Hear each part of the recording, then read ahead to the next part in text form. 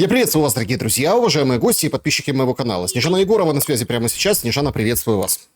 Здравствуйте, Александр, здравствуйте, друзья. Снежана, действительно, сейчас какая-то безнадега, точка УА, понимаете, собственно, в геополитическом измерении, измерении переговорном, каком-то движении к миру, даже уже в Белом доме выходят и говорят, в общем, Трамп недоволен, но не удивлен. Короче, ни Зеленский, ни Путин не хотят окончания войны, и, собственно, до этого он говорил про санкции, ждем какое-то новое заявление, да. Дедлайны все прошли, и, понятное дело, вот это ожидание мира подчеркивает какое-то безвыходная ситуация. Я имею в виду конкретно внутри украинского общества, внутри украинцев. И вот начать наш разговор я хотел бы с таких достаточно серьезных событий, хотя от них отмахиваются и прикрывают фиговым листком какой-то патриотичности и так далее. Сегодня день памяти тех, кто сложил голову за Украину. Там защитников и защитниц. И Зеленский открывает на 4 месяца позже мемориальное кладбище. Выходят местные жители, продолжают протестовать, говорят, вырубили лес, в общем, опасность грунтовых вод, эти могилы могут промокнуть. Им говорят, ненормально, мы подложили дренаж. Они выходят с пикетом, с украинскими флагами, с кричалками, речевками «Слава Украине». И их пакуют. Их пакуют, чтобы Зеленский и плюс еще все остальные руководители, которые присутствовали на этом открытии и первом захоронении, внимание, почему-то неизвестных солдат. 21 век, а солдаты неизвестные. Бывает всякая война. Их пакуют, и, чтобы не расстроился Зеленский. Понимаете, складывается впечатление, что в этом ожидании мира мы теряем самое главное, самоуважение. Вообще, как народ, как люди. Что вы думаете по этому поводу? Потому что вот эти трагедии, которые случаются каждый день, кажутся уже обыденностью. Во-первых, Саша, я хочу сказать, что это в очередной раз, понимаете, доказательство того, какая страшная трагедия разворачивается на территории православного славянского государства, которое возглавляет человек, не имеющий отношения к этой этнической группе. То есть, когда управляет страной, людьми, народами, чуждое этому культурному коду, этой традиции, даже религиозной в том числе, существо, то, в принципе, это и есть вот тот самый конфликт, который лежит в основе всего этого. Потому что можно, конечно, очень долго бегать, ходить, крутить головой на 360 градусов и искать врагов, но враг украинского народа сидит на Банковой. Его имя и фамилия известны, как говорил товарищ генералиссимус Сталин, что у каждой ошибки и у каждой трагедии есть имя и фамилия. Фамилия и имя этого существа Владимир Александрович Зеленский, рожденный там в каком-то 78 или 77 году в городе Кривой Рог в Советском Союзе. То есть мы не будем забывать, что Советский Союз – это было огромное государство, где у каждого человека были возможности реализовывать свой потенциал. И, в принципе, Советский Союз основывался как семья народов, интернациональное государство, где, в принципе, люди не смотрели на цвет кожи, разрез глаз, там, этническую группу. То есть они больше смотрели на таланты человека, на внутренние потенциалы. И, в общем-то, люди, как говорится, свободно перемещались во времени и в пространстве и реализовывали какие-то свои творческие фантазии. Но когда Советский Союз распался, а Владимир Зеленский – это продукт распада, и во многих регионах, в таких как Кривой Рог, наступили мрачные времена, и он, собственно, и есть продуктом этих мрачных времен. То есть это продукт распада, продукт разложения, депрессивный регион, о чем не я придумываю, это не мои какие-то измышления, а об этом говорит в фильме, снятом для BBC, его постоянный, как говорится, соратник по борьбе с украинским народом Давид Арахамия, который рассказывает, что Владимир Зеленский маленький еврейский мальчик из депрессивного региона, которого все обижали, поэтому он научился, как говорится, за себя постоять. И вот этот его навык, который он выработал с детства, потому что как ни крути, Александр, мы все с вами родом из детства. И наши какие-то базовые настройки, которые потом становятся фундаментом для формирования нашей личности, мы, в принципе, берем истоки из собственной семьи, из легенд нашей семьи, из того, что наши близкие родственники любили, ценили, чему поклонялись, о чем помнили, какие фотографии висели у нас на стенах. Поэтому, в принципе, мы имеем очень глубинный раскол, который произошел не вчера и не позавчера, но человек, который в своей основе несет вот этот вот глубочайший раскол внутренний, который, как он сам заявлял, я украинец, имеется в виду по паспорту, говорю на русском языке с еврейской кровью. То есть он не знает, кто он такой, и единственное, что ему остается, это пользоваться теми возможностями, которые предоставляет ему его теперешнее положение. Так как он волею судеб, прилагая определенные усилия, там, получая какую-то поддержку и людей, которые заинтересованы в том, чтобы именно он оказался на вершине горы, вот там оказался, он действует по тому принципу, который в него заложен.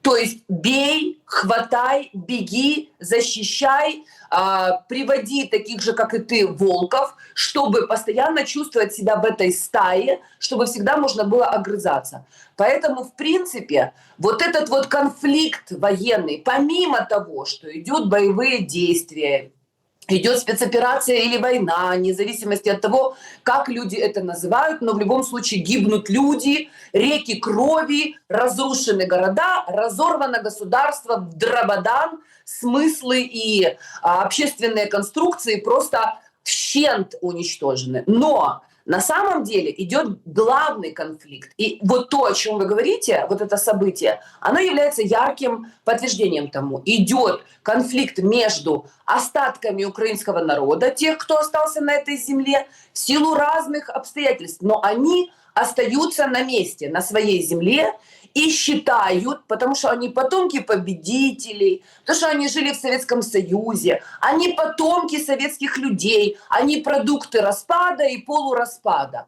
И они считают, что они имеют такое же право на эту землю и на свое мнение, как, собственно, и Владимир Александрович Зеленский. Потому что им рассказали за эти 30 лет, що ми демократична страна, що кожен з нас президент, що кожен може балотуватися, що він може, значить, стати обранцем, гарантом Конституции. Просто многие люди занимались своей профессией и не планировали делать карьеру ни на телевидении, не хотели власти, им не нужно было столько бабла, они не пытались от кого-то отбиваться, у них не такие травмированные мозги, поэтому они учили, лечили детей, людей, там, я не знаю, делали какие-то другие дела, и вдруг они проснулись в один прекрасный момент с вот таким президентиком у себе на голове. Нет, ну смотрите, давайте, не-не-не, подождите, они его сами выбрали. Ну вот тут погодите, что значит проснулись? Саша, Они его выбрали сами. смотрите, вы правы, они его сами выбрали, но каким образом они его выбирали? Если вы приходите в супермаркет или в любой магазин, и у вас на полке стоит красное, зеленое, сладкое и горькое, то, в принципе, у вас есть выбор только из того, что вам предложили в магазине. У вас нет других вариантов. То есть к барьеру в народной забаве украинской «Кто хочет стать президентом?» Это же народная забава была долгие годы. И люди, в принципе, не думали, что это может так сказаться и, как говорится, отразиться на их судьбах. К барьеру на момент выборов встали кто? Шахматист, девушка с веслом, понимаете, и веселый чертик из табакерки. И, естественно, того, кого больше всего предлагали, кого пиарили, кого рекламировали. Вы вот когда идете, например, в магазин покупать стиральный порошок, наверняка знаете несколько брендов и марок, которые 24 часа в сутки, а в случае наших детей с рождения практически. То есть вот они едят кашу, манную, еще разговаривать не умеют. А родители им ставят рекламные паузы, потому что дети больше всего реагируют на яркие и быстрые какие-то, скажем так, эндорфины, которые попадают им в голову. И, конечно, из того выбора, который был, Порошенка, Петро Олексійович, якого всі вже прекрасно знали і бачили, куди він веде нашу країну. И, казалось бы, безопасный, веселый, улыбчивый мальчик и находчивый Володя Зеленский, конечно, люди выбрали его, но на самом деле речь же не шла непосредственно об Владимире Александровиче Зеленском, о котором практически никто ничего не знал, кроме того, что он снимался в кино, веселый и находчивый, что он как колобок от бабушки ушел, от дедушки ушел, Маслякова нахер послал, Ленка у него веселая скумбрия с печальными губами, и вообще у него 2 детей, и он еврей украинского происхождения и с русским языком во рту. Людям это нравилось. И самое главное – вот правильно сказал, я несколько раз уже повторяю и хочу сакцентировать внимание, Кость Петрович Бондаренко, это не я придумала, что, голосуя за Зеленского, люди, по сути, провели народный референдум.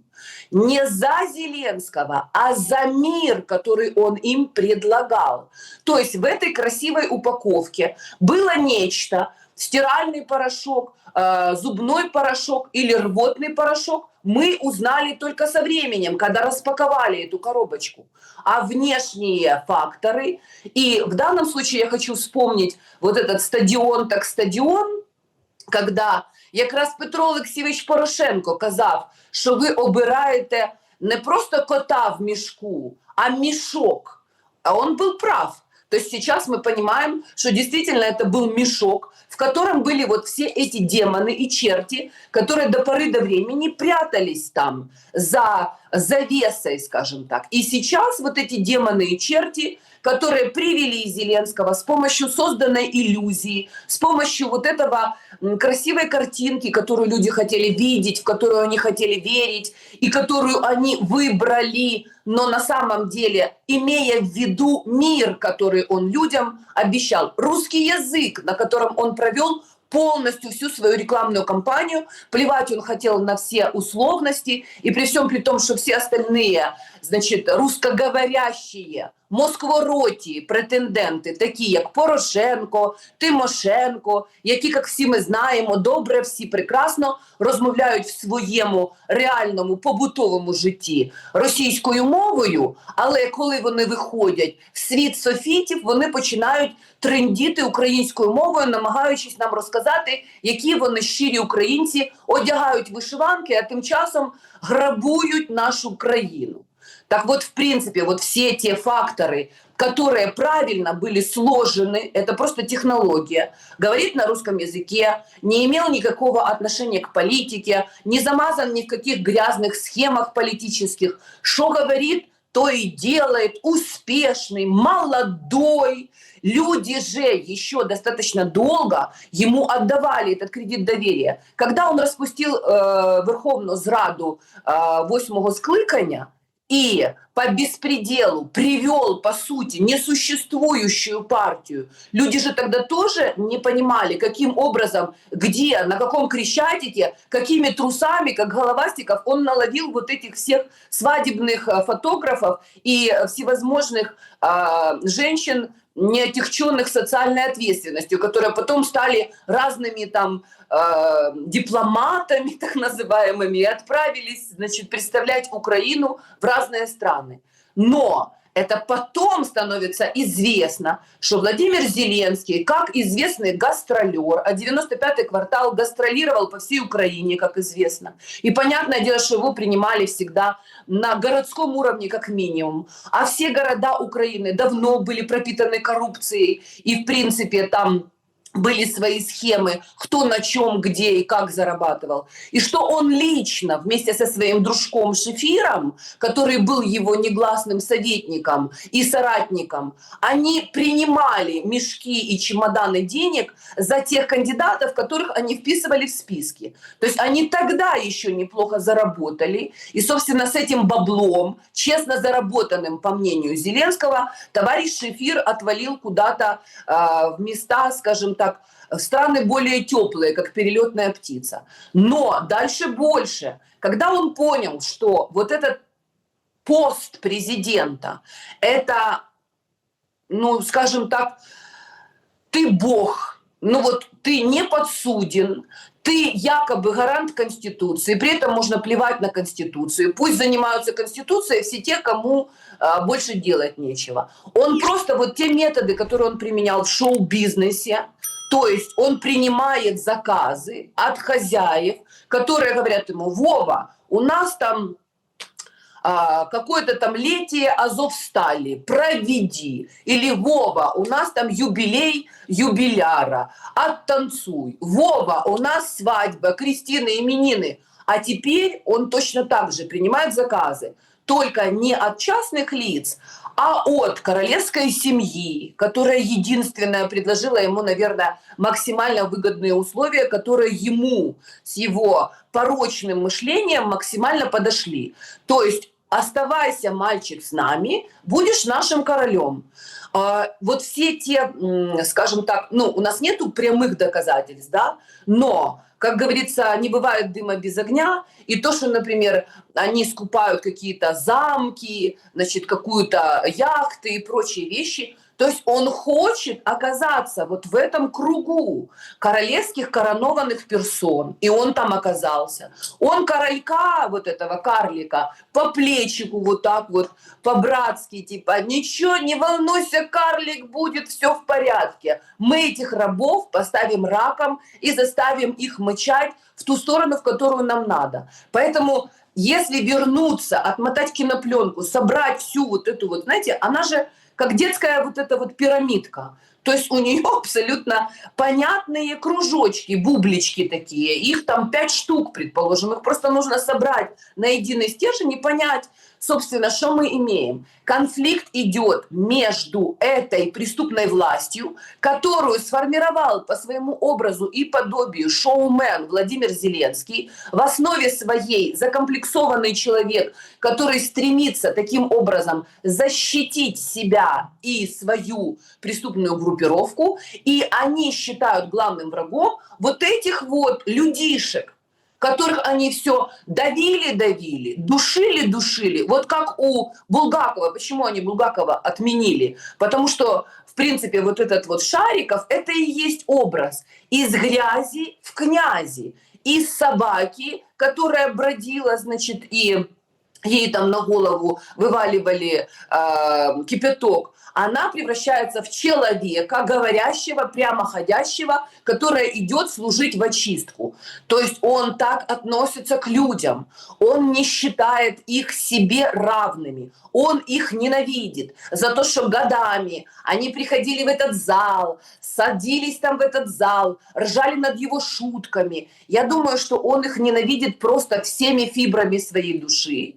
Но в силу того, что он вынужден был перед ними вот это фиглярствовать, кривляться, прыгать, скакать, как заведенная кукла, то сейчас он хочет порвать им эти улыбающиеся рты, чтобы они навеки замолчали и лежали молча в своих могилах. И, собственно, он был кум королю и сват министру. Ну, Он и это есть. действительно парадокс, понимаете? То есть, нет, понятно, что там тяжелая война, даже вот так объективно, если посмотреть, но это же мемориал, да, вот этот комплекс национальный, ну, скажем, кладбище военное. Это же памятник войне Зеленского. Да. Памятник войне Зеленского. Вот эти люди, ну, это же тоже парадокс, да. Тема же какая? Ну, светлая. Ну, как, не то, что тема трагическая, но имеется в виду, миссия это светлая. Ну, там, неизвестные, неопознанные солдаты, их кости, собственно, с почестями, выделили место, хоронят. Ну, то есть, не должно быть никаких здесь разногласий, но они есть. И мне очень нравится, это же кладбище строили военные, мемориал этот национальный, ну, долго. И там периодически возникали эти протесты местных жителей. Они действительно, они переживали, что там вода испортится. Они о многом переживали. Лес. А вода испортится, Саша. Нет, вода смотрите, испортится. тут же какая история. И говорили на них, говорили, да это какой-то там олигарх их купил, это проплачено. Я просто, ну, видел эти материалы в прессе. Но они сегодня вышли. То есть, когда уже все построено, когда уже там хоронят, когда уже все, ну, то есть, да, проект реализован. Если бы за это давали деньги, то это было бы, ну, там, до этого момента. Так они и сегодня вышли. И что? 10 человек задержали. То есть, вот этих женщин, вот этих, скажем так, ну, местных жителей. Тут понимаете, какой момент? Вроде бы такая тема, которая должна, наоборот, вот объединить все-таки там сыны Украины, хотя неизвестно, кого там захоронили на самом деле, но тем не менее, вроде как украинских неопознанных солдат, первое захоронение. Но брать и паковать в автозак, чтобы Зеленский не увидел на въезде этот протест, чтобы там, кроме Зеленского, Стефанчук, вот эти все люди. Но это же отношения, это же плевок в этих людей. Это плевок даже не в людей, это плевок в идею, которую несет Зеленский. Ну, мол, надо бороться, вот тебя с почестями похоронят, мы там не отдадим, мы шануем. Так а где это уважение? То есть ни к мертвым, ни к живым уважения, получается, нет.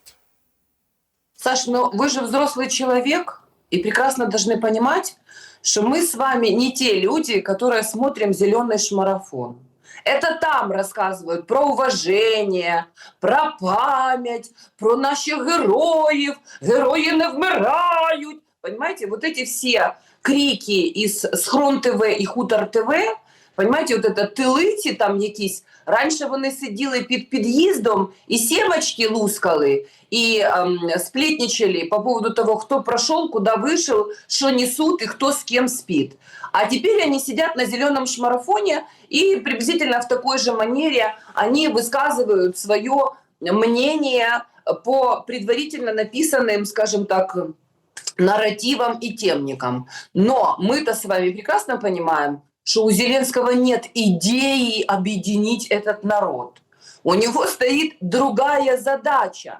Ему платят за другое. Не для того, чтобы этот народ объединять, а для того, чтобы его разогнать, рассеять по миру. Всех тех, кто быстрее поймет, что их ждет, те еще соберут свои трусы, носки в авоську, схватят детей и побегут в рабство наниматься, потому что вот эти все, скажем так, демографические кражи, которые осуществляет Европа, скупая рабочую силу, человеческие души, и в основном это женщины фертильного возраста и дети, которые могут адаптироваться, вовремя выучить язык своих хозяев и, в принципе, повышать им, скажем так, ВВП на душу их населения, при этом постоянно будучи на птичьих правах, потому что рабы не должны чувствовать себя так же уверенно на чужой земле, как их хозяева. И тому подтверждение вот все те новые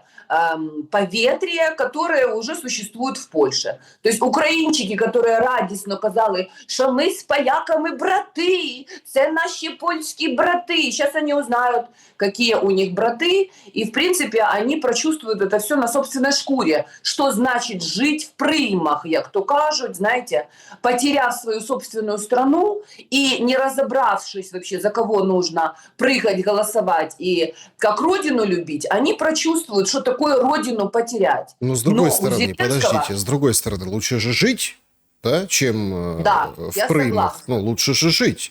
Вот эта инициатива Зеленского о том, что давайте с 18 до 22 отпустим молодых мужчин, да, парней, и опять начинают... Опять, то есть, смотрите, захоронение первое на национальном военном кладбище.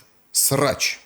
Вот тема, вроде как, ну, идея же нормальная, ну, хорошая. Давайте вот мобилизация с 25, давайте вот там 22, пускай едут.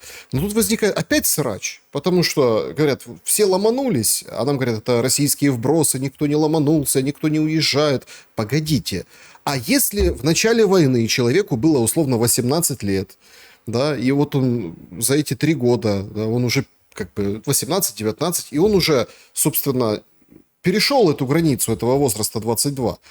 А почему его не выпускали все эти 3 года? А почему он еще не должен мобилизовываться? Короче, абсолютно непонятная история. А люди молодые снимают тиктоки, там, сидят в очередях на этих КПП и говорят, Германия, встречай, мы наконец-то выехали.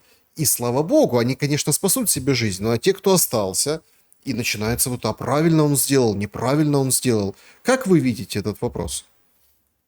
Но я же вам говорю, Александр, что задача Зеленского, за которую ему платят, и то, что удерживает его у власти, и никакие западные демократические силы не возмущаются отсутствию демократии, что Владимир Зеленский не провел выборы, не просто как он там, например, Янукович неправильно провел выбор, не так посчитали там бюллетени. Давайте третий тур проводить, чтобы ж демократичненько были. А тут вообще не провел.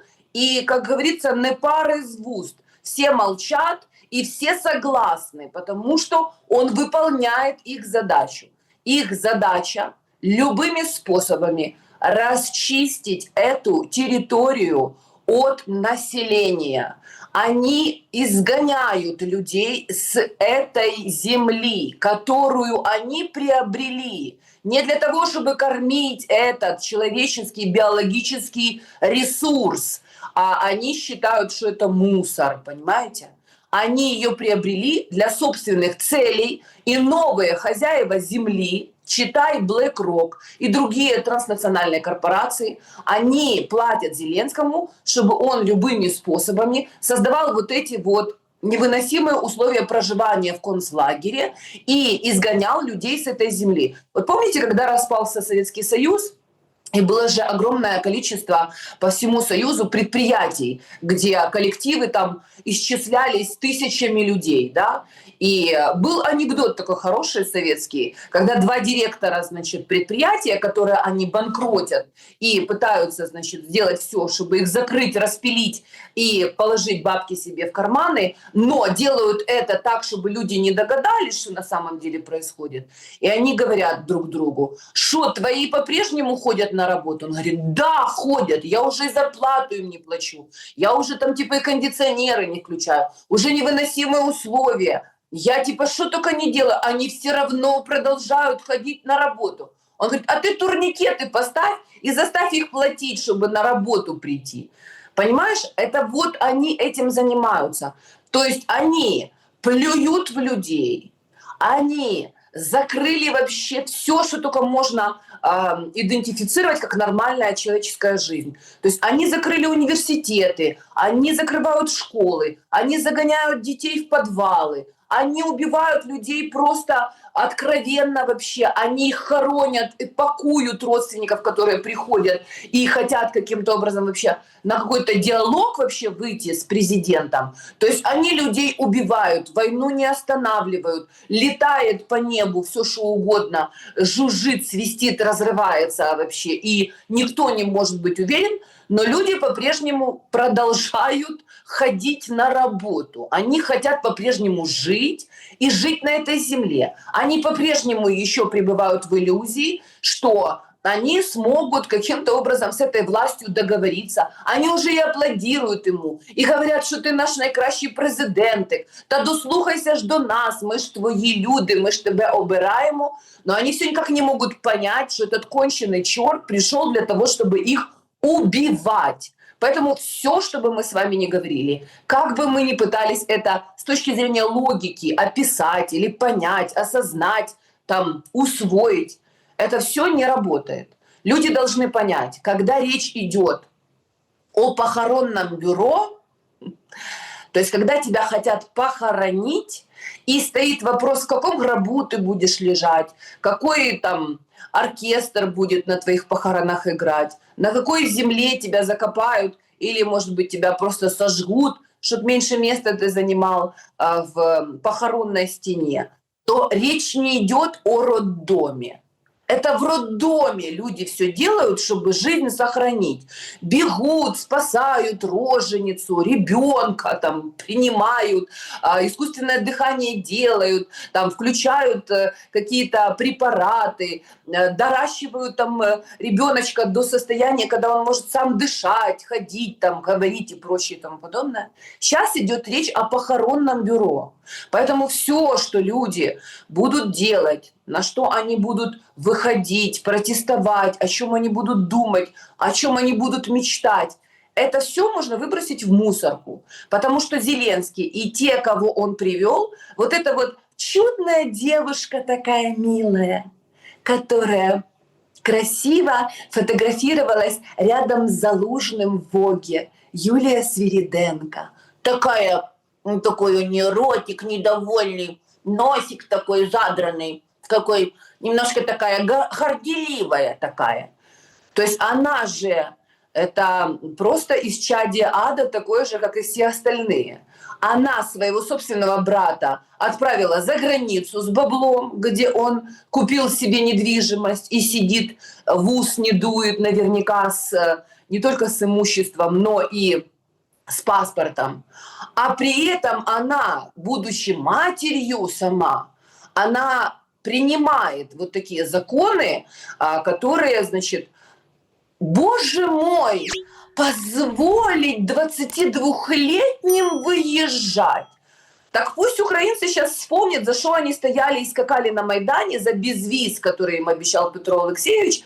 Де ж той безвіз просто, за який вони скакали и уничтожали вообще действующую власть, которая им строила школы, больницы, платила им там подъемные на первого, второго, третьего ребенка по 100 тысяч гривень, которые, значит, садики детские им строили. Отож була злочинна влада. А тепер прекрасно. Та, за яку вони скакали и наскакали. Просто когда лох, извините на добром слове, невежественное существо, которое в школу не ходило, книжек не читало, учиться не хотело, но ему сказали, що а тепер ти який такий, як всі, і ще кращий, іди скачи і кричи москаляку на гіляку, і буде тобі щастя. Вот наскакали тебе безвіз. До 22 лет еще можешь выезжать, говорит красивая Юлия со страниц Вога. Ты, лох, можешь. Моему брату можно всегда, моим детям можно будет всегда, детям Зеленского, Умерова, там еще кого-то и всем остальным. Им можно будет всегда, потому что это прекрасные полубоги, которых показывают по телевизору. А ты, жалкий смерть, иди и умри. Потому что, Саша, когда вы говорите «мы в 21 веке», это лишь только потому, что у нас есть свет, интернет, Wi-Fi, и мы можем, находясь на разных концах планеты, с вами поговорить об этом. Но все остальное в Украине не имеет никакого отношения к 21 веку, ко всем его достижениям. Мы просто провалились в 17 век, вот в это вот феодальное средневековье. И вот эта кровавая война, вот эти все ужасные события, весь этот одище такой, это то, что вылезло чудовище, вот это вот сатанинское, демонское вылезло. И самое главное, что оно управляется вот этим маленьким чертом, этим мелким бесом. И я уже говорила, что те люди, которые не понимают, что все эти процессы напрямую связаны с внутренним адом, который существует внутри самого Зеленского, потому что он подбирает команду по своему образу и подобию. Они, как раковая клетка, расширяются, увеличиваются. И чем больше гробов, крови и вот этого рва, понимаете, вот этого раскола в славянском мире между русскими, украинцами, славянами. Они ищут, чем мы друг друга отличаемся, как друг друга больше ненавидеть. Еще вчера огромное количество людей были индифферентны, например, в Киеве, к ситуации и думали, что они между капельками проскочат. А сегодня, когда им на голову прилетело, и они хоронят детей, женщин и стариков, и разбирают завалы вообще вот этих домов, которые погромили, они уже ненавидят, они уже не индифферентны, они уже не равнодушны и не нейтральны к этой ситуации. И чем дальше будет идти эта война, тем больше со всех сторон люди будут друг друга ненавидеть. А потом они придумают какой-то способ для того, чтобы еще раз их столкнуть лбами. И это вот тот механизм ненависти и злобы, который дает им в прямом смысле слова бабки и власть. Потому что кровь людская не водится. она, если пролита на землю, она поднимает вот эти глубинные процессы, вот этих мертвых оживляет, вот этих всяких разных Бандер, Шухевичев. То есть если раньше это были какие-то книжные персонажи, которые вообще к нашей реальной жизни не имели какого отношения, то сейчас это в голове людей абсолютно реальные идеи, которые движут реальных людей из крови и кости, как зомбаков, для того, чтобы убивать, для того, чтобы паковать в бусики этих пацанов вообще, беззащитных, которые едут на великах, эти ботаны, понимаете, с наушничками, они думают, что они в 21 веке. Их догоняют свиньи такие, которые, значит, ненавидят все Москвороты, потому что они росли в другой парадигме. Потому что им Ирина Фаріон рассказывала лет 25, и никто не заткнул ей пасть, що Бандера – це герой, що розстріляне відродження, що вся проблема у Москві, що всіх москворотих треба знищувати, цих москалів, вбивать. И Ницой продолжает ее, как говорится, священное дело, когда она рассказывает, що треба бити дітей москворотих тех, щоб показати їм, їхнім батькам, де на чиїй землі вони живуть. И, в принципе, они оживляют эти демоны, они вселяются в пустые головы. Там же пустые головы. 30 лет полностью выхолащивали образование. І продовжують це робити. Оцей Оксен Лисовий і все те, що він зараз намагається зробити реформу, що дітям не нужна ні фізика, ні хімія, ні математика, ні Толстой, ні Достоєвський, ні Чехов, ніхто. Музика теж не потрібна, Шуберти і різні там, Чайковські. Головне, щоб дитина співала пісню «Несе Галя воду». І вони растят продолжение, то есть это будет просто биомасса, которую можно легко собрать в кучи, заставить чи скакать на Майдане, чи идти воевать. Не хотят воевать, пинками будут загонять вот эти вот черные воронки и вот эти черные бусики. То есть мы, Саша, находимся в страшнейшей воронке адской. Все порочное, грязное, мерзкое, все только что можно было себе представить. Оно сейчас живет на территории Украины. Сюда съезжаются убийцы, бандиты, извращенцы, маньяки со всего мира. И их называют, значит, нашими там найманцями, яким ми платимо, і вони будуть воювати за Україну, їм дають паспорта, им платят бабки, собираются еще собрать весь мотлох, который только есть вообще, и всех извращенцев во Франции, в Италии, где там в Германии соберут, и отправят их в качестве так называемых миротворцев. То есть это еще будет какая-то группа военизированных подразделений, которые будут этот народ все больше и больше загонять под лавку, пока они не уничтожат все живое, все, что шевелится, все живое, все, что мыслит, все живое, то, что чувствует. Они все это разгонят, уничтожат и убьют. Для того, чтобы оставить здесь пустое поле, где никто не ходит ни с транспарантами, ни без транспарантов, не голосует ни по-украински, ни по-русски. Будет просто кладбищенская тишина. Зачем? Это их цель. Зачем? Ну, потому что товарищ Адольф Алоизович Гитлер не смог силой своего оружия воплотить в жизнь план ОСТ. План ОСТ – это расчистка вот этих территорий, которых мы еще сегодня считаем своей страной, от славянского населения, от слова «совсем». Именно для того, чтобы оставить это поле под парами, так называемыми. Ну, то есть вот такое дикое выжженное поле, непригодное для жизни. До того момента, пока пройдут какие-то другие процессы, вымрут люди, которые помнят, что здесь была жизнь, цивилизация, здесь была там земля, страна, там что-то еще там было, какие-то там людишки бродили, детей своих рожали, в детский сад их там водили, на каком-то языке там говорили, о чем-то там думали, мечтали, песни спевали. И через какое-то время просто расширить сферу своего присутствия на Земле. Ведь они же называют это в прямом смысле слова, то есть они не скрывают ничего, просто они с крокодильем холоднокровием, понимаете, рассказывают, что нужно уменьшить нагрузку на почву. Уменьшить нагрузку на почву – это значит уничтожить тех, кто топает по этой земле и своим грузом, как говорится, создает ответственность этим властям. То есть они просто уничтожают, утилизируют людей. А так как люди ищут врагов, так как они уже все говорят на разных языках, даже вот когда по-русски люди говорят, они друг друга не понимают, потому что каждый вкладывает какой-то свой индивидуальный смысл в каждое слово. А тем более, когда по-русски, по-украински они уже не хотят друг друга понимать.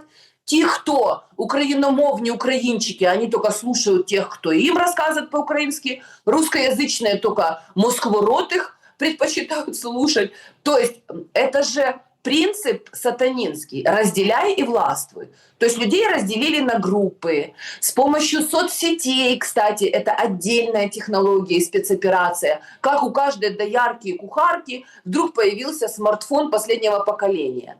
Потому что с помощью соцсетей они могут понять внутренний мир человека, его профиль, вот эту бигдату, что он хочет, куда он ходит, с кем он общается, какие интересы у него есть. Уже работает искусственный интеллект на эту задачу и цель. И они каждому отдельно взятому человеку создают персональный ад.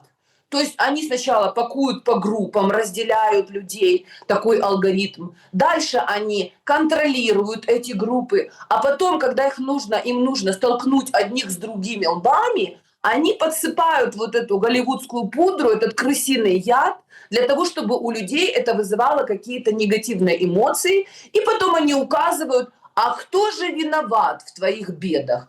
И они сталкивают людей лбами. Пока люди чублятся, пока они друг другу, как говорится, морды бьют и считают, что русские виноваты в том, что украинцы страдают, украинцы виноваты в том, что русские, значит, не могут жить спокойно, толстые виноваты в том, что в мире есть худые, дурные виноваты в том, что в мире есть умные. То есть постоянно всех сталкивают лбами. А в это время происходят самые интересные процессы.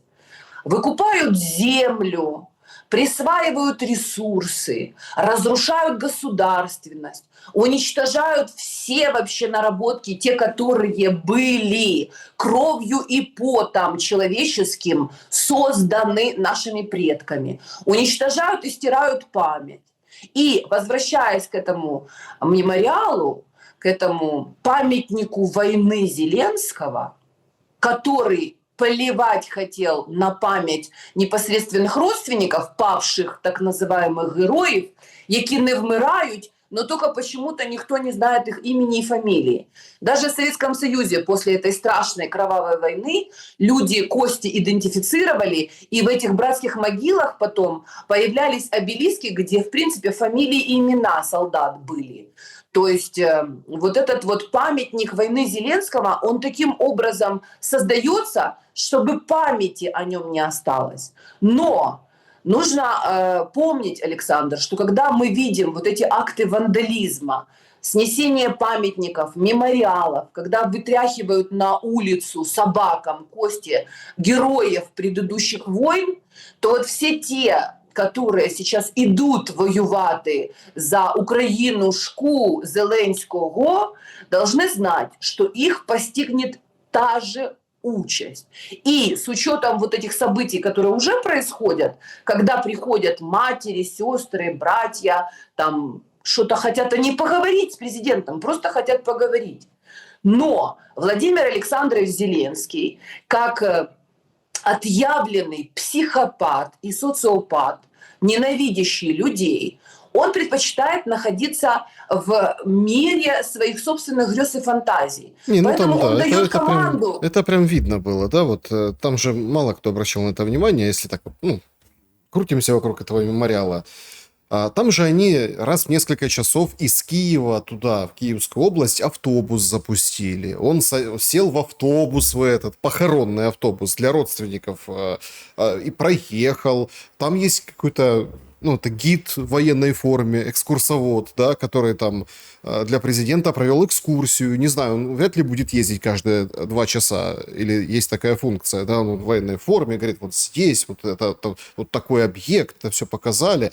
А вот эти люди, ну, их как бы, ну, на этих товарищей, на полицейских, они там протоколы завели, всех запаковали, особо рьяных.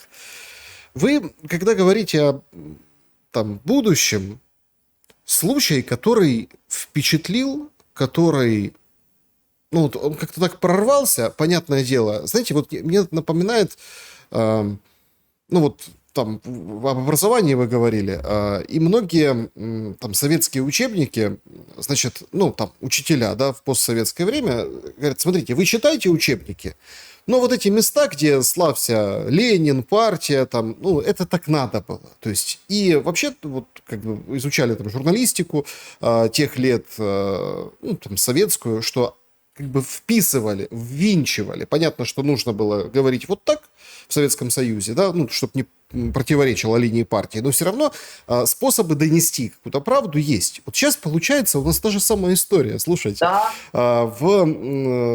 Казалось бы, Суспільне, да, УТ-1, в общем, телеканал, показывает сюжет в новостях, где общается с женщиной, она сестра мужчины, переехавшего вот из территории неподконтрольной Запорожской областью в подконтрольную Киеву территорию. Он переехал, в общем, он отец-одиночка, у него близнецы, его дети. В общем, оставили на обочине дороги этих 2 7-летних близнецов, отца запаковали и отправили в часть. Он говорит, так мне документы надо сделать. Ну, 3 года прошло, им 7 лет, мать бросила, я один. И вот он вырвался. Там одной строчкой сказано, что ему там спецслужбы что-то где-то предлагали. Ну, это такой вопрос. Это так надо было. Это как вот про Ленина, да, в этих всех статьях обязательно. Ну, в общем, он решил переехать на территорию подконтрольную Киеву. И его тут же забрали. Он сейчас заканчивает учебку, распределение в часть. И эта сестра говорит, временную опеку я, конечно, взяла над этими 2 детьми, но как же, он отец, по закону все должно быть. А в ТЦК сказали, пускай идет, воюет. И вот так они, собственно, и живут. Вот это нам показали. Но это же абсолютное подтверждение ваших слов о людоедскости этой системы. Это же просто на голову. Ну, а что вырастет с этих детей, да, вот, которых отец воспитывал, и вот он пересек, на блокпосту взяли и сказали, ну и все. И там потом юристы выходят, говорят, нет, они должны были выписать повестку, а вот какую повестку? Вот 2 детей 7-летних стоят на дороге, хорошо, там нашлась эта сестра, куда они, собственно, ехали. Да, мужик уже все, мужик уже в части, он уже военный, он уже герой. Найдется... Да, найдется ему, не найдется место на мемориале, который открыл сегодня Зеленский. Ну, посмотрим. Дай бог, чтобы как бы живой остался, чтобы дети, да, мать ушла, а отца хоронить, и только тетя осталась, ну, сестра этого мужика. Вот в такой атмосфере мы и живем, и с этим нужно что-то же делать. Ну, а кто будет делать, Саша? Мы делаем то, что мы можем. Мы, по крайней мере, пытаемся честно воззвать к разуму людей и объяснить им, что их ждет, если будет продолжаться в том же духе все. Но, вы понимаете, это же стокгольмский синдром, это страх, который посеяли в сознании людей, они боятся даже рот свой открыть. И когда ты им говоришь, что люди, ради чего вы объединяетесь? Мы даже с вами, вот Саша, на эту тему как-то вскользь говорили, да, что вот люди там собирают деньги на дроны, там на броники для того, чтобы защитить своих родных и близких. А что же им делать? А я говорю, что нужно собирать деньги на юристов, искать честных юристов, которые будут, несмотря ни на что и вопреки всему, пытаться сохранить хотя бы остатки законодательства, которое на бумаге есть, а в реальной жизни его и близко нет. Но лучше потратить годы и кучу денег на то, чтобы защищать себя по закону, даже несмотря на то, что это кажется невозможным. Но, как известно, невозможное возможно. И если бы как можно больше людей требовали вот этих вот законодательных норм, их исполнения, ходили бы в суд, подавали бы иски, вот эту власть конченую, которая по беспределу уже от безнаказанности людей просто топчет копытами своими сатанинскими, если бы они боялись хотя бы хоть какого-то законодательного поля, то, в принципе, можно было бы на что-то рассчитывать. Но люди считают, що які там закони, ми маленькі люди, де там ті юристи, ми не будемо на це гроші тратити, краще підемо і купимо собі нового смартфона. То есть, когда люди приоритеты не могут выставить, а как они их могут выставить, если их учили чему-нибудь и как-нибудь, и они вообще не понимают, в какой стране они живут. Потому що їм сказали, що все те, що було раніше, це погано, це совок вонючий, Ленін, Сталін, партія, це все брехня, про це не читайте. А если изъять этот кусок истории из основы, потому что это и был стержень, вокруг которого все крутилось, то, в принципе, как ты тогда понимаешь историю? Что было хорошо, что было плохо? Как сейчас они понимают историю? Что сейчас хорошо, что плохо? Получается, для тех, кто идет в эти ТЦК, эти жирные свиньи, вы видели вообще эти спасательные круги, которые они там все себе наколошматили, эти свиньи жирные, которые пакуют людей, и они ходят стаей, потому что если один на один, они могут и не догнать, потому что эти свиньи не так быстро бегают, одышка, курят, пьют, бухают, с перепоя выходят на работу, и могут и в тырло получить, а они не хотят ходить, как говорится, с синяками под глазом. Они стаей нападают для того, чтобы спаковать одного терпилу. Но они же туда идут не просто так, они же туда идут для того, чтобы зарабатывать бабло. Вот эти все тарифы, которые уже озвучивают, $13 тысяч за то, чтобы выйти из ТЦК в Одессе, если ты приблудой ничейный, а если ты по знакомству, то $7 тысяч вываливай и выходи. Еще какое-то время погуляй, поживи, но до следующего раза, когда мы тебя запакуем, и у тебя уже не будет бабок, чтобы откупиться. Так им же хорошо. Это ж те, которые голосуют за Зеленского. Это ж они и их родственники, которые говорят, что прекрасный наш президент в этой стране, которая является страной победившего бандитизма, где у власти находится преступная группировка кровавая, которая вооруженные силы Украины используют как частную военную компанию и принимает заказы со всего мира. Он же напрямую, это же надо просто быть слепоглухонемым, чтобы не услышать то, что он говорит. Давайте нам бабло, а мы будем воевать за ваши интересы. Первый куда пошлете. И Мерц Германии говорит, нет, теперь мы не будем садики там какие-то старикам там типа страховки оплачивать. Извините, у нас другие интересы. Но Украине мы будем регулярно бабки посылать, чтобы они воевали и наши задачи исполняли. То есть они полностью перестроили все на военный лад. Они полностью заставили людей думать в парадигме войны и ненависти. Они таким образом формируют уже новое поколение. Саша. А это же вот эта тема с заказом, это же прям очень интересно. Прям вот эта вот ситуация с венграми, с Мадяром, с ударами по нефтепроводу «Дружба». Ну, это шантаж? Это четкий заказ, это шантаж, это заказ, это они ударили раз, потом ударили два, венгры эти бьются, им по-хамски отвечает и президент Зеленский, ну, как это, глава режима, как Лавров сказал, де-факто глава режима. И министр иностранных дел, им с ними там начинают, вот смотрите, у нас дети погибли. Ну так елки-палки. То есть в этот день, когда погибли дети, вы запрещаете Мадяру въезжать, шенгенскую зону, в общем, прикрываете для него. Ну, тут поляки вышли, Мадяр, приезжай к нам. А тот говорит, да идите в дупу, я никуда не собираюсь. Это вот. И это все обставляется этим патриотизмом, погибшими детьми под завалами. Да елки-палки. Да тем же венграм так и сказать. Ребята, у вас прилет был, 23 погибших, разбирают завалы, 8 еще ищут. А вы в этот же день, в этот же вечер, у вас свистопляски, танцы, концерт певца этот Як-Так, да, который... ну, то есть, и потом быстро-быстро как бы переполошились, а что это за концерт? А тут прилет, а завтра День памяти и траур. Ну, вот сегодня имеется в виду День памяти и траур. Быстренько-быстренько пришли менты, сказали, все, сворачивайте. Но люди-то идут и танцуют, люди-то идут и... То есть, это правда какие-то танцы на костях. Но главное, что заказ-то выполнен. И этих заказов будет больше. Надо трубопровод разбить, разобьем, все обставим под патриотический манер. Надо там что-то еще сделать, сделаем, пожалуйста. То есть это конкретное задание конкретного заказчика, да, которому не надо, чтобы там русская нефть условно шла через Венгрию. И вообще на месте венгров уже взять бы и отрубить электричество, взять бы и тоже.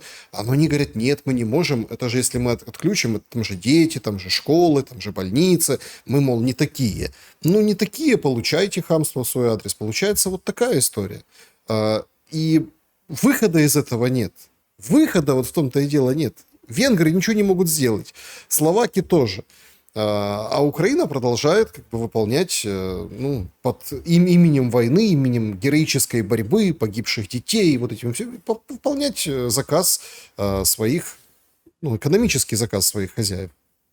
А вы, Саша, вот проводите, например, какую-то параллель между тем, что все вот эти удары страшные по Киеву и по гражданским обычно происходят, когда кто-то куда-то едет для каких-то переговоров. Как раз в аккурат накануне, чтобы всегда были какие-то доказательства. То есть начиная с Бучи, которая вдруг неожиданно всплыла в информационном пространстве именно в тот момент, когда уже можно было говорить о том, что какие-то договоренности достигнуты и можно остановить мир. И тут же появляется Буча, тут же, то был чистый город, заходили, брали под контроль украинские войска, не было никаких трупов, а через 3 дня вдруг они, как говорится, проросли сквозь асфальт, эти трупы. Приехал Борис Джонсон и сказал, что нет, мы не можем такое выдержать и вынести, давайте будем воевать.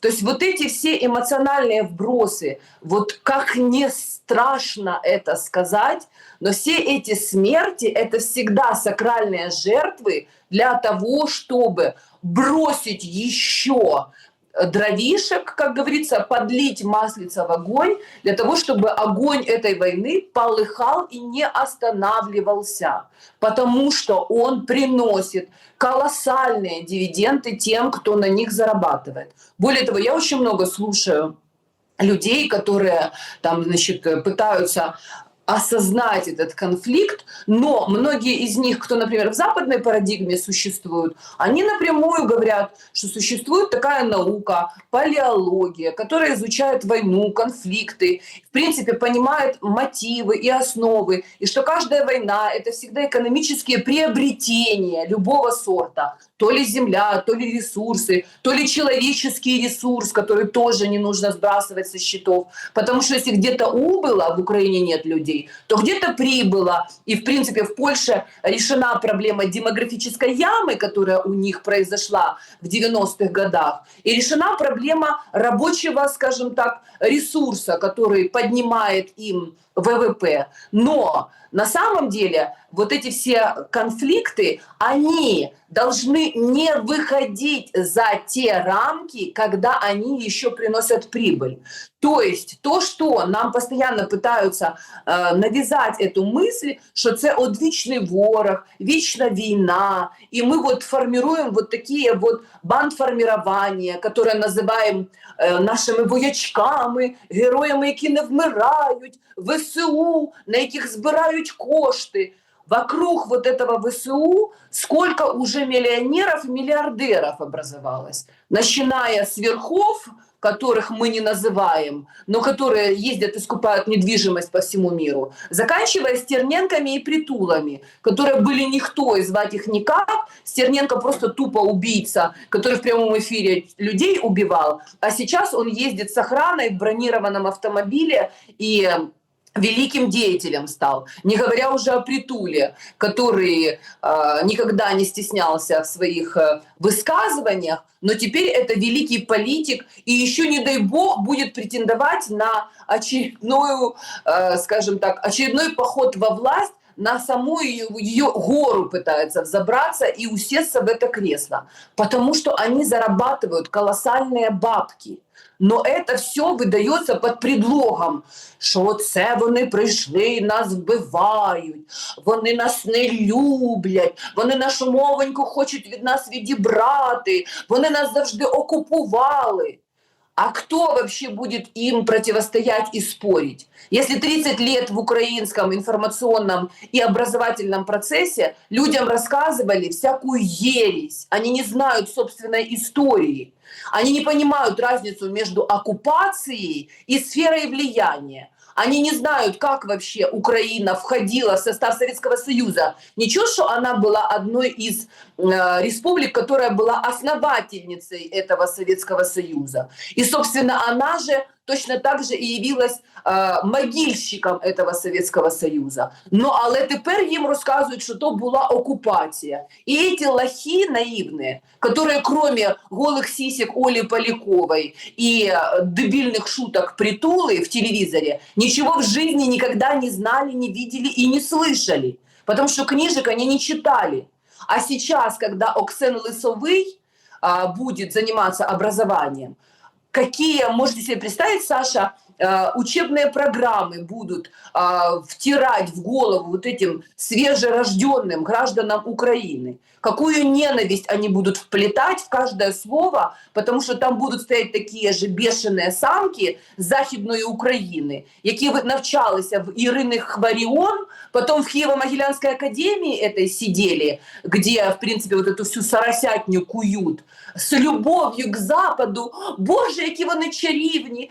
Лізавета, чарівна королева. Ой, які чудові діточки у Кейт Миддлтон.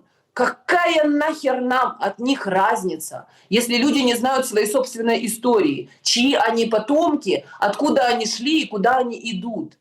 Если они пришли вообще совершенно из другой культурной парадигмы, вылезли из своих схронов и надевают всей Украине на голову этого конченого маньяка Бандеру и Шухевича и рассказывают, что это теперь наши герои. Если Ну точку, вот, собственно. если точку сегодняшней нашей встречи поставить, я все-таки хотел бы, ну вот как, да, завершить разговор сегодняшний. Так на Трампа, получается, уже надежды нет? Нет. Нет, Трамп же сказал, ну, тут тоже еще нужно видеть. Трамп – это тоже, с одной стороны, шоумен, а с другой стороны, бизнесмен. То есть он будет продавать оружие. То есть он четко все говорит, надо просто слышать, а не додумывать свое, не дорисовывать и не домысливать. Он сказал, что вот то была война Байдена. Вот так вот она выглядела. Он давал вам бабки, он там типа втирал, зачесывал с помощью средств массовой информации демократических нашим сенаторам и конгрессменам, что якобы Украинушка там демократию какую-то строит. Давайте миллионы, миллиарды будем им давать на демократию. А на самом деле бабки даже не выходили за пределы Соединенных Штатов Америки, и их распихивали по карманам всякие разные хантеры и прочие их подельники. То есть вот они вот так вот грабили, они так наживались. Мы тут с ними разберемся, потому что это сукин сын, но это наш сукин сын. А вот моя война будет другая. Вы, товарищи, Макрон, Мерц и прочие, значит, тебе подобные существа без лиц, которые полностью управляемые из-за кулисы, в частности, всякими разными фондами Ротшильдов и Рокфеллеров, вы, пожалуйста, берете у нас бабки, даете нам возможность развивать наш военно-промышленный комплекс. Мы отлично на этом зарабатываем, раздаем эти все заказы своим партнерам, которые нам откаты дают. И мы как бы умываем руки. Мы третейский судья, мы император Трамп. Когда вы навоюетесь, и у вас там уже никого не останется, приползайте, мы исполним функцию медиатора. Знаешь, это вот когда разводятся люди, есть такой человек, медиатор. то есть который досудебное, скажем так, урегулирование осуществляет, когда муж и жена уже не знают, как друг друга уничтожить, уже детей распилили, уже там бабушку отравили, уже все имущество пожгли, там ложки, вилки не могут поделить, но потом, когда уже ничего не остается, и вдруг у них светлая мысль возникает, а может быть как-то договориться, вот они идут к медиатору. И медиатор сидит, слушает одну сторону, другую сторону, по сути, как психоаналитик, и говорит, что потеряют в любом случае оба. Вы уже потеряли, вы еще потеряли, но я предлагаю вам договориться вот на этом этапе, потому что дальше потери будут все больше и все сильнее до того момента, пока вы друг друга не уничтожите. И если у людей возникает желание жить, то есть если они не суицидники, которые идут до конца вот в эту пропасть, то, конечно, они, в принципе, договариваются. Вот Трамп, он вышел из этой ситуации. Он над конфликтом, он зарабатывает на том, с кого можно заработать, потому что европейские страны, они сидят, курят бамбук. И как бы они ни рассказывали, что, боже мой, у нас тут все худо-худо, плохо-плохо, но пока что у них есть мир, нет войны, понимаете? Они там зарабатывают. Ну, деньги есть, да. Деньги есть. И как-то они там между собой, понимаете, договариваются. Да, они там Орбана гнобят, они ему рассказывают, что типа Орбан, ты тут слишком умный или шо, хочешь со всеми дружить, так давай определяйся, кто ты с нами. Но пока они начнут вот этот период выяснения отношений, распада и полураспада, это еще десятки лет, возможно, уйдут.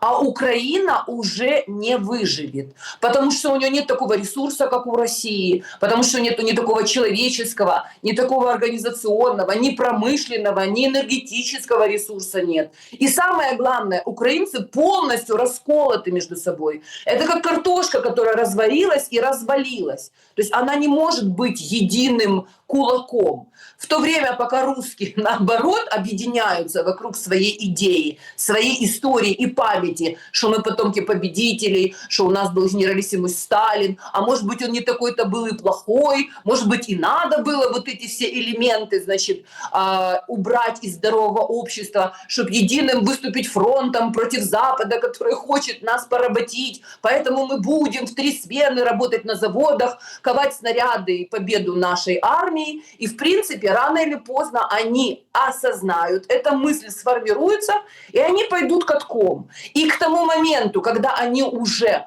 полностью в себе, вот из, они полностью уничтожат в себе какие-то братские, сестринские чувства. Если раньше они говорили, что, боже, украинцы, вы же наши, родные, мы же одна семья, мы же славяне, мы же православные, да что же вы творите, да остановитесь, да это же враги, они же вас обманули, да с кем же вы воюете, да мы же все русские. Вот когда они увидели разрушенную лавру, когда они увидели посаженных вообще чуть ли не на кол этих священников, эти самые уничтоженные раки с мощами святых, похищенные эти мощи, которые непонятно куда утекают, детей, которые умирают, стариков, которые роются в этих самых мусорных ведрах. Они скажут, а вы больше не наши братья. Вы бесы, вы сатанинское отродье, вы впустили в себя бесовскую силу, вы аплодируете демону, и вас снесем мы вместе с ним. Вот и все. Вот это тем закончится. Но когда русские попрут уже, ужас заключается в том, что потом это будет не остановить.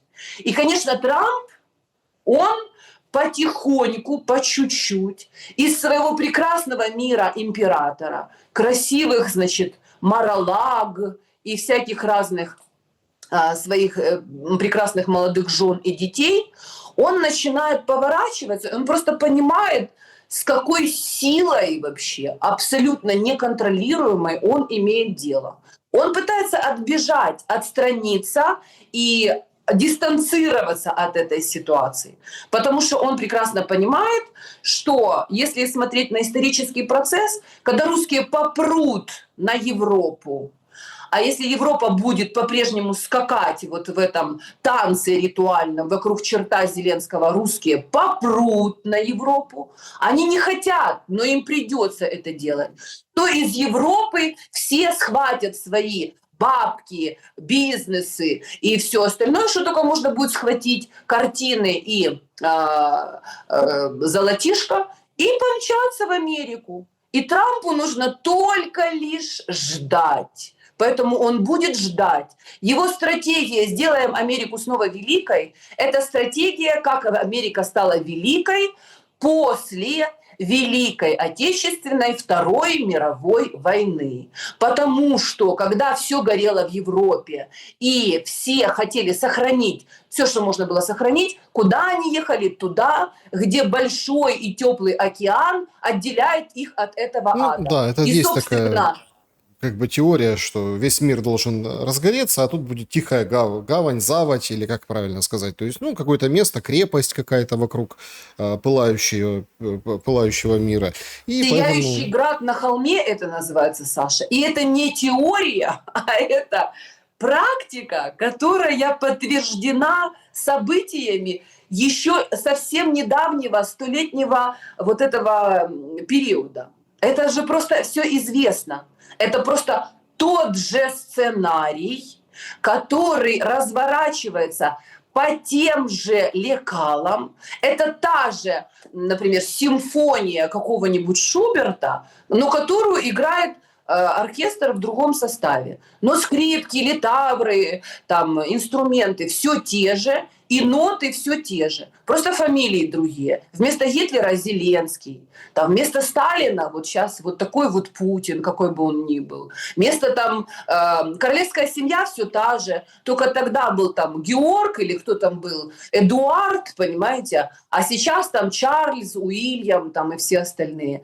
Там вместо Рузвельта сейчас там Трамп, предположим.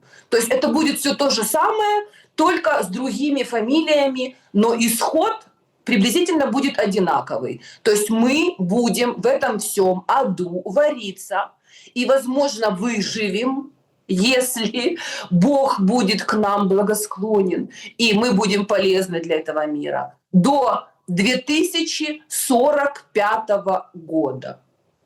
Поэтому люди как бы должны, знаете, закусить у дела, закатить рукава, поясочки, значит, вот тут вот на горле желательно вот так вот затянуть и быть людьми. Это самое главное и самое сложное. Потому что легко искать ответчиков или виновников в окружающей среде. Кто виноват?